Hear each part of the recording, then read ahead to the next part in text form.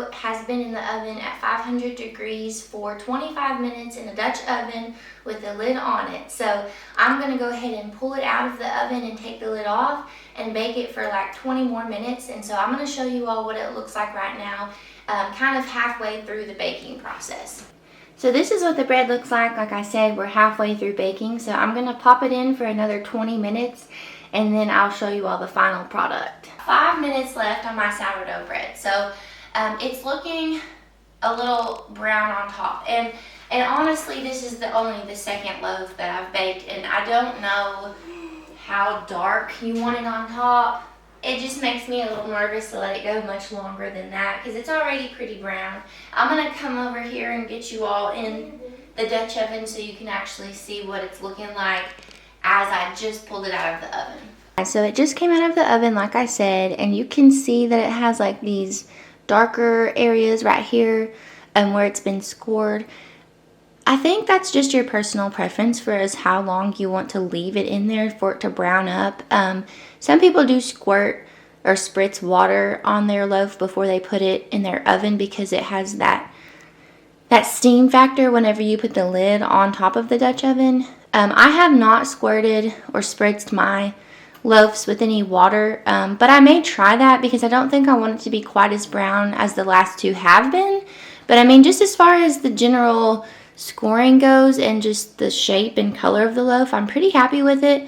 I'm going to be patient and let this one cool before I slice into it this time, because last time I just went for it and sliced into it. And then I'm a part of a Facebook group and they said, well, did you cut it before it cooled? And I said, yeah, I did. So I don't think I should do that. I'm going to let it cool a little bit and then I'll slice it and show y'all. Please ignore this on the side of my Dutch oven. I don't know if that's water. I'm not sure, y'all. I don't know. But it's inside of it and it's on the side of it. But anyway, I'm going to go ahead and try to pull this out of here and sit up on this so you all can see what it looks like. And also just so that it cools down a little quicker, because this is one of the cast iron enamel Dutch ovens, and they hold their heat a lot. So this one is actually pretty high. That's loud, but yeah. So this is where I did the scoring with the razor blade, and I did do a pretty deep cut there, which I would say I could probably go even deeper if I wanted more of a ear on it.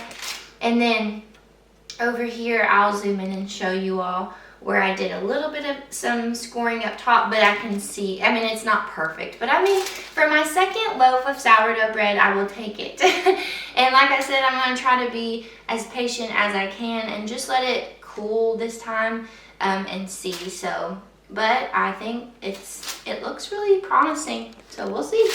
Here is the ear where we did a deeper cut into the dough. Like I said, could have went deeper. I'm going to rotate it so you can see the scoring on this side. So these were just some little scores that I did down the side. And right here, we have a little bit of a boo-boo. I don't know. It probably just kind of expanded and did that, but that's fine. I don't care. Like I said, bread, you're going to eat it. The scoring is just fun. So yeah, here's the close-up of it out of the oven. And I'm going to wait probably a good 30 minutes before I cut into it. Maybe that's not long enough, but it's long enough for me. So, y'all, I'm going to go ahead and cut this bread. You can't see me, but you can see the bread. So over here, I'm just going to try to cut it like right down the middle. It's been about 30 minutes. It's still a little warm, but I don't want to wait. So, and it is quite crusty, so it is kind of crummy going everywhere, but that's all right. That's kind of what you want. I like a crusty bread, especially with some butter on it. Just gonna flip it over and finish it out on this side. This is just a really large serrated knife, because the bottom is kind of hard to get through, to be honest. We still have a little bit of warmth coming out of the center. So there we go. That's the inside. I'm pretty happy with the way that one turned out. It's nice and round. It has a lot of air pockets and everything in it. So yeah, for my second loaf, I think I'm heading in the right direction. So, whoa, about dropped it, but we'll do a little spring test or whatever. So yeah, I'm happy with that. Alright, so I had cut into the bread, the bread loaf, and I am really happy with the way that it turned out. I showed you all the inside of it, and I just sliced me off a piece and slathered it up with butter, and I'm having it for breakfast. I'm really happy with this loaf. I'm actually pretty surprised that it turned out as bubbly on the inside as it did. Like I said, this is my second loaf, so I'm really happy with it. I can't wait to make more. So I'll actually do an entire video on how I make this sourdough bread, and I'll also walk you all through a sourdough starter, because you have to have a starter in order to make the bread. So I actually used a sourdough starter that was more of a quick starter, and I used instant yeast to get it quick started, and I know a lot of people look at that differently. Some people don't like that, some people don't mind it, but I found a recipe off the internet, and it was a Herman sourdough starter. It's a little bit more of a sweet sourdough, and it used instant yeast and flour and water, and you give it like 3 or 4 days, and it's actually been the best starter that I've made. I've tried to make several different starters, and it seems like none of them ever really get to a point where I felt like I could actually bake with them, but this one has been amazing.